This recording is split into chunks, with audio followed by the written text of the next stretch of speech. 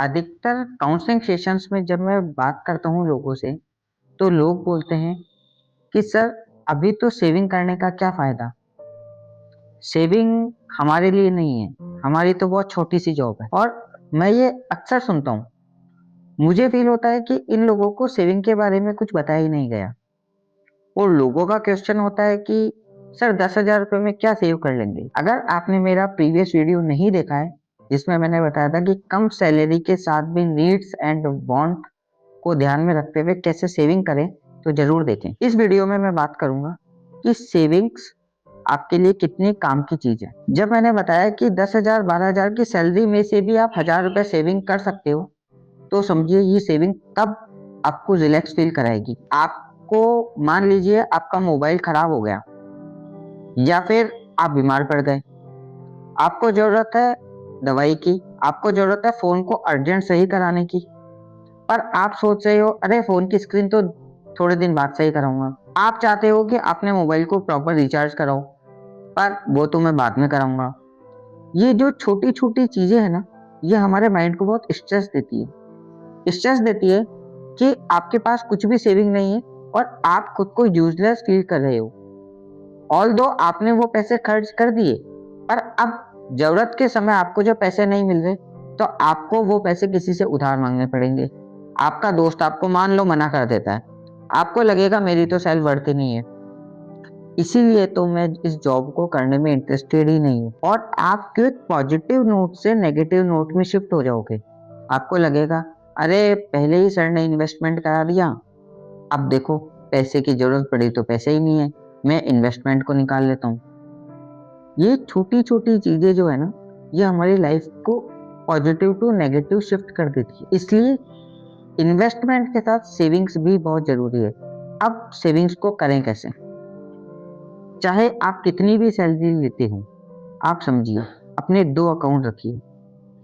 सबसे पहले जैसे ही आपके पास सैलरी आती है, आपने आपका जो घर का रूटीन खर्चा था वो कर लिया, आपको पढ़ाई के लिए कुछ पैसे निकालने थे आपने वो ले लिया, आपने थोड़ा-सा इन्वेस्टमेंट कर दिया।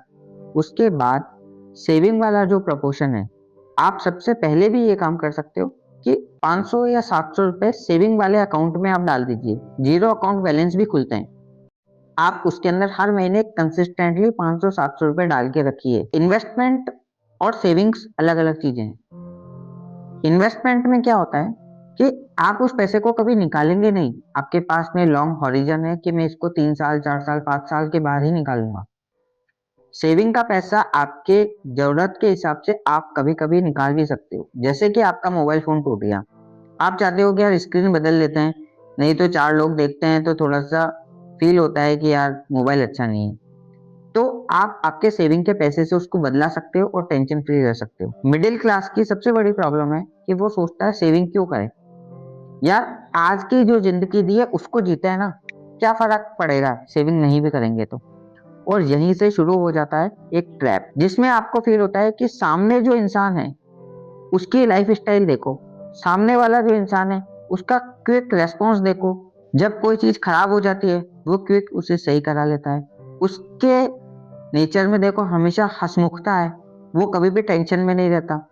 जबकि पैसा वो भी 10,000 ही कमा रहा है, लेकिन उसने अपनी इस बात को प्रायोरिटी दी कि कोई भी ऐसी चीज़ जो कि मुझे टेंशन देगी, उसके लिए फाइनेंस मेरे पास थोड़ा बहुत हमेशा तैयार है। यही माइंडसेट आपको भी लाना है और ये समझना है कि सेविंग का मतलब ये नहीं है कि आप कंजूस हो। अक्सर लोग जब हम सेविंग करते हैं तो बोलते हैं, "अरे भाई इतने पैसे बचा के कहाँ जाएगा? अरे भाई तू इतने पैसे क्यों बचा रहा है?" उन्हें नहीं पता कि जिस दिन ज़रूरत पड़ेगी ना, आपके मनोबल को यही पैसे बचाएँगे। और अक्सर ये भी होता है, जैसा मैंने प्रीवियस वीडियोज़ में भी कहा कि लोग इन्वेस्टमेंट करते टाइम बहुत जोश में आके बोल देते हैं, "अरे ₹500 क्या मैं तो ₹1000 महीना बचा सकता हूँ। अरे ₹500 क्या मैं तो ₹5000 महीना बचा सकता हूँ।" तो आप अगर बड़े इन्वेस्टमेंट की बात कर रहे हो तो बड़ा इन्वेस्टमेंट मत करो। आप उसमें से थोड़ा-सा इन्वेस्टमेंट कम कर दो और थोड़ी-सी चीज़ सेविंग में रखो, क्योंकि रोज़मर्रा की ज़िंदगी में अगर आपके पास सेविंग नहीं होगी तो आप तनाव में आ जाओगे। और जीवन का एक गोल्डन रूल याद रख लो, अगर आपके जीवन में तनाव है, अगर आपके जीवन में स्ट्रेस है, तो आप तो कभी सक्सेसफुल हो ही नहीं सकते, क्योंकि लॉ ऑफ यूनिवर्स की अगर मैं बात करूँ, लॉ ऑफ अट्रैक्शन की अगर मैं बात करूँ, तो समझिएगा ये बार बार एक ही बात कर रहा है कि खुशी खुशी को अट्रैक्ट करती है। आपकी फ्रिक्वेंसी जैसी होगी वो उसको अट्रैक्ट करेगी। तो जैसे ही कोई घटना घटी जिसमें आपको फाइनेंस की मदद से थोड़ी सी खुशी मिल सकती है, उसके लिए आपके पास फाइनेंस होना भी तो चाहिए, लिक्विडिटी वाला फाइनेंस, नॉट इन्वेस्टमेंट वाला फाइनेंस। तो होप आपको इस वीडियो में ये समझ में आ गया होगा कि फाइनेंस के रिस्पेक्ट में इन्वेस्टमेंट क्या होता है और सेविंग क्या होती है और सेविंग क्यों जरूरी है। अगर आपको ये बात समझ में आई तो कमेंट करके मुझे बताइए। इस पूरी सीरीज में मेरा जो ऑब्जेक्टिव है वो बहुत क्लियर है कि जितना भी यूथ है वो समझे कि इन्वेस्टमेंट क्या है, फ्यूचर प्लानिंग क्या है, कैसे सही डिसीजन लिए जाएं, स्किल कैसे बिल्डअप की जाए और एक बहुत ही अच्छा कैरियर कैसे बनाया जाए। ऑल दो आप 10,000, 12,000, 15,000 की सैलरी पे हो, फिर भी आप धीरे धीरे अपनी स्किल्स को ग्रो करके, चाहे वो स्किल कम्युनिकेशन स्किल हो, चाहे वो स्किल फाइनेंशियल स्किल हो, सबको ग्रो करके एक अच्छा कैरियर बना सकते हो। अगर आपको लगता है कि आप ये सारी चीजें प्रैक्टिकली सीखना चाहते हो स्टेप बाय स्टेप माइंडसेट से लेके, तो हमारे कोर्स का लिंक हमने डिस्क्रिप्शन में दिया है। आप हमारे कंसल्टेंट से बात कर सकते हो, समझ सकते हो कि आप अभी कहाँ हो और आपको कहाँ से कहाँ जाना है। ठीक है, तो मिलते हैं नेक्स्ट वीडियो में, तब तक के लिए जय हिंद, नमस्कार।